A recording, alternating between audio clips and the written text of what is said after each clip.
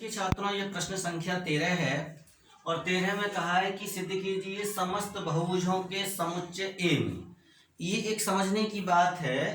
ए क्या है? ए है समस्त बहुभुजों का समुच्चय। जैसे आपने अभी तक पढ़ा कि ए कहीं प्राकृत संख्याओं का समुच्चय था, पूर्णांकों का समुच्चय था, या फिर ए त्रिभुजों का समुच्चय था। एक जगह आया कि ए पुस्तकालय में स्थित सभी पुस्तकों का समुच्चय है। इसी प्रकार से यहाँ पर अब ए है समस्त बहुभुजों का समुच्चय, पॉलीगन है।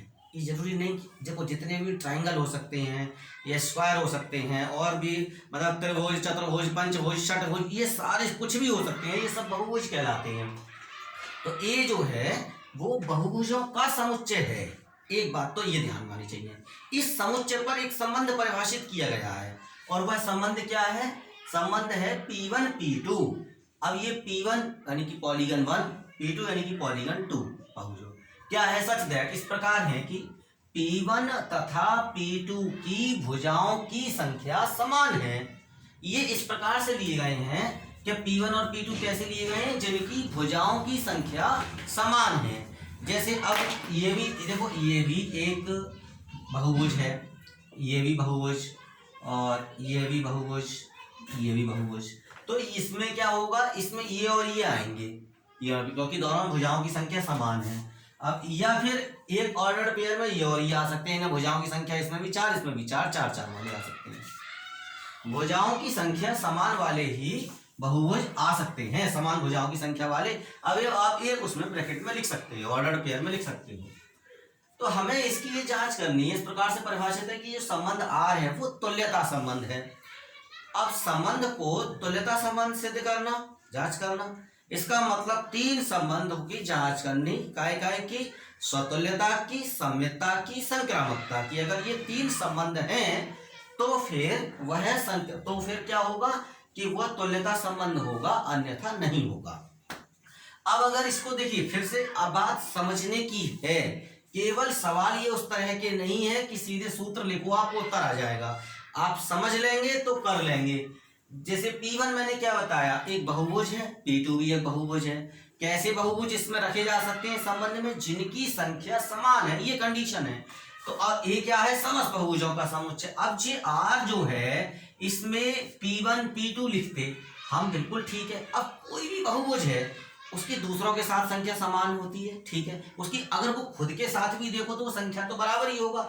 यानी मैं अगर यहाँ देखता कि P1 और P2 हो रहे हैं, P1 रिलेटेड है P2 से, अगर इस P2 के स्थान पर P1 लिख पा रहा हूं मैं, तो इसका मतलब क्या हो गया कि यहाँ पर दोनों में, क्योंकि संख्या दोनों की समान है, यहाँ P1 P2 से रिलेट कर रहा है। क्यों कर रहा है रिलेट? क्योंकि दोनों में भुजाओं की संख्या समान है। अब मैंने इस P2 को उठा के यहाँ P1 रख दिया है, ये भी बहुभुज। अब ये बहुभुज है, अब भुजाओं की संख्या तो समान ही रही ना, ऐसा तो नहीं है भुजाओं की संख्या अलग हो गई। तो इसका मतलब P2 के स्थान पर P1 रखा जा सकता है, ये और P1 यहाँ पर था ही था, इसका मतलब P1 P2 हो जाएगा।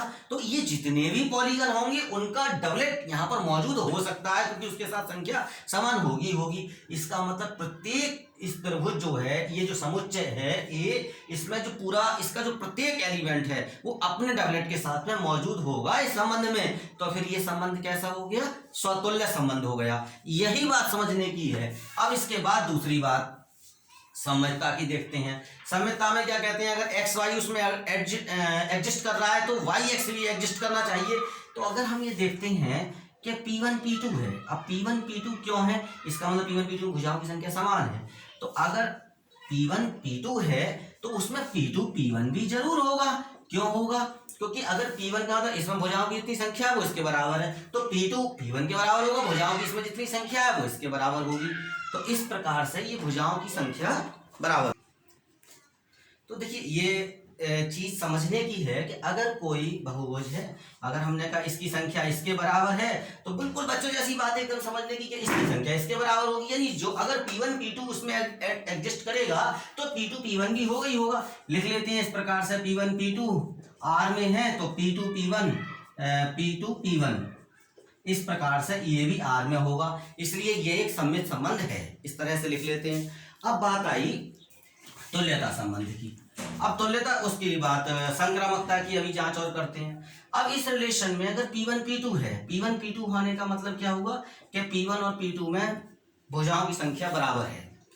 अब इसमें P2 P3 है मान लिया, इसका P2 P3 का होने का मतलब P3 तीसरा पॉलीगन हो गया, तो इसका मतलब हो गया कि P2 और P3 यानी भुजाओं की संख्या बराबर है।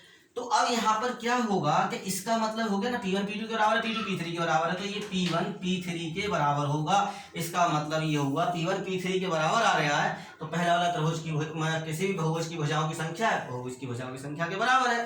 तो जब P1 बराबर P3 हो गया, इसका मतलब P1 P3 भी एग्जिस्ट करेगा। यानी जिस प्रकार से P1 P2 अगर हम लिखने की भाषा में कहेंगे आ जाएंगे तो ऐसे इसमें R में है, और P2 P3 भी R में है, और वहीं हम देख रहे हैं कि P1 P3 भी R में आ रहा है। तो जब ये चीज है तो इसका मतलब ये क्या हो गया, ये एक संक्रामक संबंध है। अब ये स्वतुल्य भी है, सममित भी है और संक्रामक भी है, तो फिर ये संबंध जो है वो कैसा हो गया, तुल्यता संबंध हो गया इसमें, इस प्रकार से। अब अगर इसके आगे का भाग देखें हम, इसमें लिखा है कि 3, 4 और 5 लंबाई की भुजाओं वाले समकोण त्रिभुज से संबंधित समुच्चय ए के सभी अवयवों का समुच्चय ज्ञात कीजिए। अब एक कोई त्रिभुज है ऐसा जिसका 3 है, ये 4 है, ये 5 होगी, सही है। तो इसमें संबंधित सभी, अब ए के सभी अवयवों का समुच्चय कौन कौन होंगे, ए के सभी अवयव समान बहुभुज भुजाओं वाले हैं वही तो होंगे, तो यानी कि इसमें कौन हो जाएंगे, सभी अवयवों का समुच्चय क्या कहलाएगा, सभी अवयवों का समुच्चय कहलाएगा त्रिभुज, क्योंकि सब उसी के वही रहने हैं जो समान संख्या वाले हैं, जिनमें भुजाओं की संख्या समान हो। तो फिर ऐसे सारे त्रिभुज इसके अंदर जो बनेगा वो एक इसके अंदर वो सब त्रिभुज ही आ जाएंगे। तो उन्होंने कहा ए के सभी अवयवों का समुच्चय ज्ञात कीजिए। कैसे, जो 3, 4, 5 लंबाई की भुजा वाला समकोण त्रिभुज है, तो उस जैसे ही तो होंगे सब, तो त्रिभुज ही होंगे, जाहिर सी बात है। तो फिर वो त्रिभुजों का जो ये जो समुच्चय बनेगा वो अवयवों का समुच्चय, वो एक त्रिभुजियों का ही समुच्चय। तो देखिए हम 14वां प्रश्न है इस एक्सरसाइज का कि XY तल में स्थित समस्त रेखाओं का समुच्चय L है। यानी अब जो L है वो पीछे की तरफ ध्यान देने की बात, L क्या है, अब यहाँ पर L क्या है, समस्त रेखाओं का समुच्चय।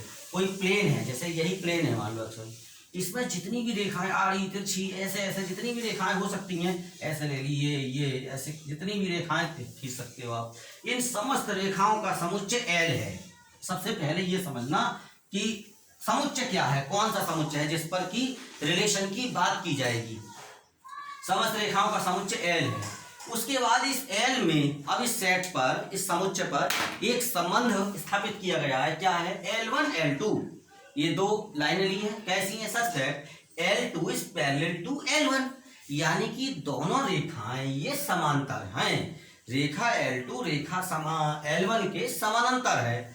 तो जब ये समानांतर है, इसके द्वारा परिभाषित संबंध R है। अब मुझे ये सिद्ध करना है कि ये जो R है वो एक तुल्यता संबंध है। तो मैं सबसे पहले वो तीनों संबंधों की जांच करूंगा। अब देखिए, जैसे L1 मान लीजिए ये समांतर है L2 के, इसमें हम क्या देखते हैं, तभी तो L1 L2 आ रहा है। अब यहाँ पर L1 L2 इसलिए आ रहा है क्योंकि L1 L2 के समानांतर है। स्वतुल्यता के लिए क्या जरूरत है कि L1 L1 आ जाए, L2 L2 आ जाए, बिल्कुल आ सकता है। क्या आप इसको यहाँ पे L2 के स्थान पर L1 रख सकते हो, तो देखने में आता है कि जी हाँ बिल्कुल रख सकते हो, लाइन है खुद के समानांतर तो है ही है।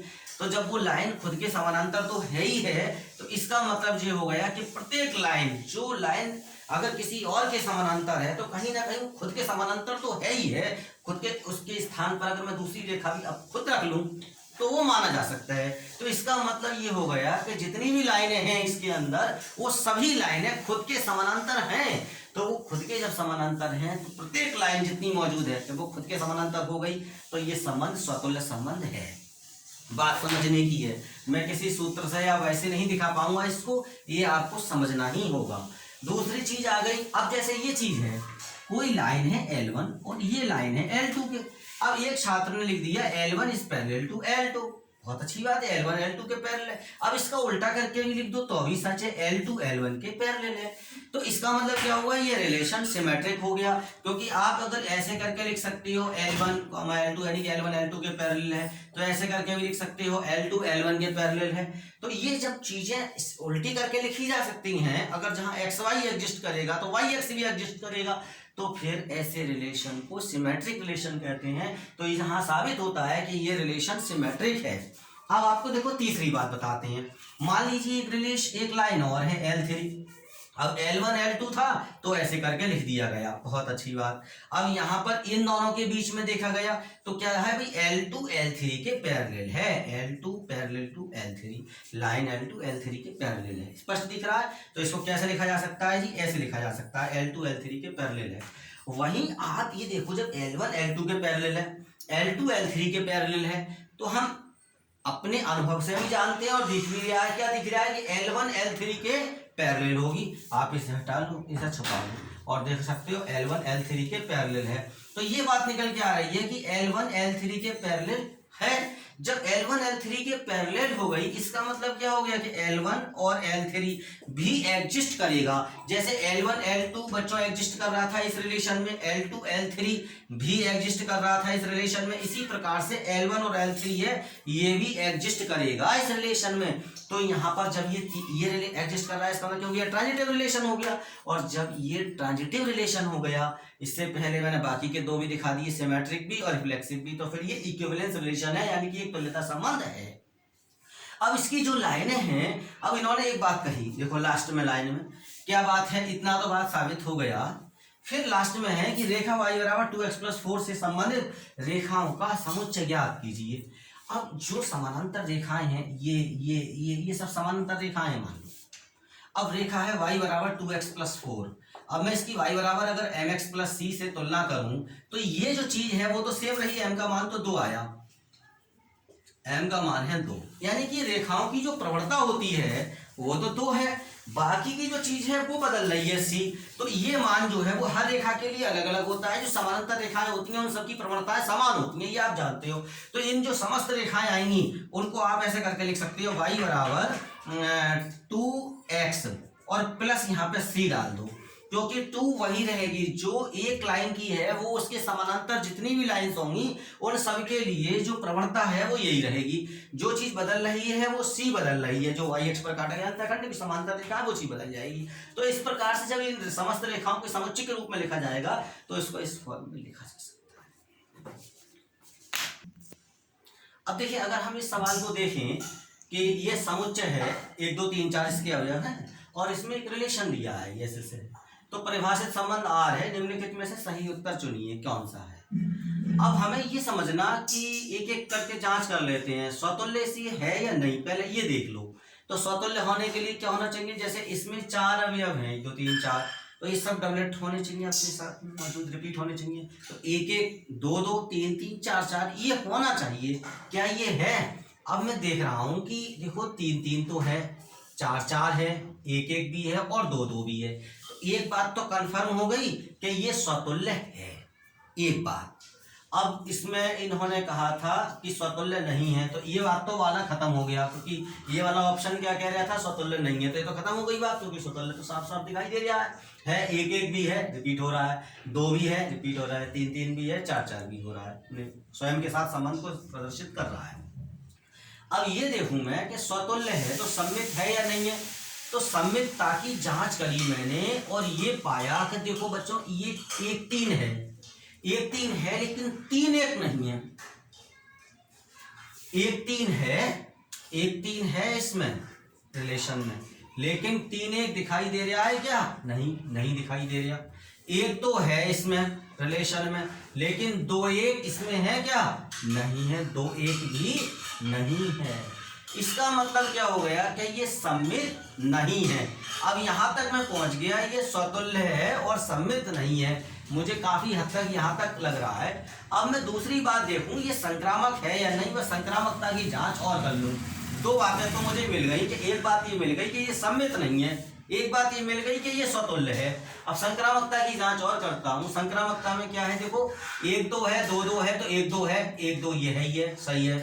1 3 है, 3 3 है, तो 1 3 होना चाहिए, 1 3 ये है। 3 3 है, 3 2 है, तो 3 2 होना चाहिए, ये भी है। इसका मतलब ये संक्रामक है। तो जब ये संक्रामक है तो हम ये वाला इसका उत्तर इसको सही जाएगा, ये स्वतुल्य और संक्रामक है, लेकिन ये सम्मित नहीं है। तो यहाँ बात इस सवाल की पूरी। अब हम इस एक्सरसाइज का अंतिम प्रश्न देखते हैं। अंतिम प्रश्न लिखा, मान लीजिए कि समुच्चय n में अब ये देखिए, अभी तक जो समुच्चय आपने कहीं ना कहीं कुछ ना कुछ थे, उस समुच्चय पर संबंध परिभाषित किया गया था। तो यहाँ पर आपकी समुच्चय कौन है? एन। एन कौन होता है?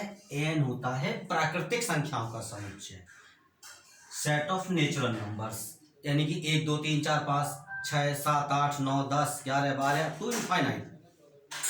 संबंध क्या है? आर बराबर ए बी, सच दैट कैसा है कि ए बराबर बी माइनस टू, ए बराबर बी माइनस टू, यानी जो यहाँ है वो इधर वाले से 2 कम है, ऐसे समझ लो, इस प्रकार से दिया है।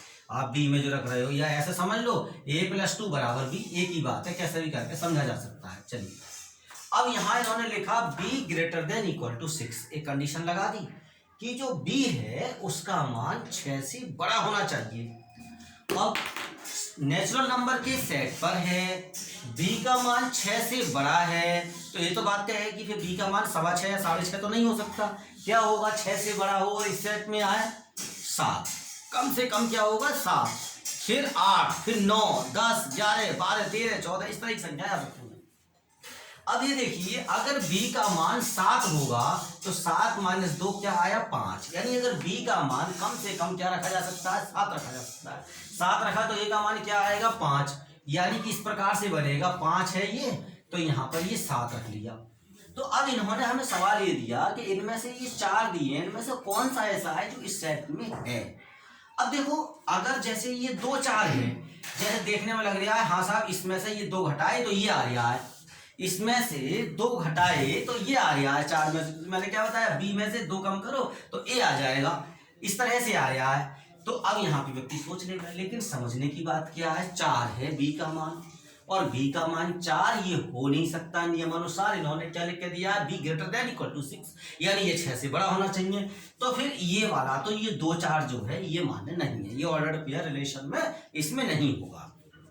अब दूसरा वाली बात आई, बोले ये वाला तो सही है, तो b का मान 8 है और ये तो 6 से बड़ा है ये। अच्छा, तो फिर a का मान क्या आ रहा है? अगर ये 8 है तो 8 में से 2 घटाए क्या आना चाहिए? a का मान 6 आना चाहिए, लेकिन यहाँ क्या दिखा रहे हैं? 3 दिखा रहे हैं, इसका मतलब 3 8 इस रिलेशन में नहीं होगा। हाँ, अगर यहाँ पर 6 होता तो चल सकता था, तो इसका मतलब ये भी नहीं होगा। अब जैसे अगर देखो 6 8 आया, तीसरा 8 है और 8 में से 2 घटाए 6, ये वाला सही है।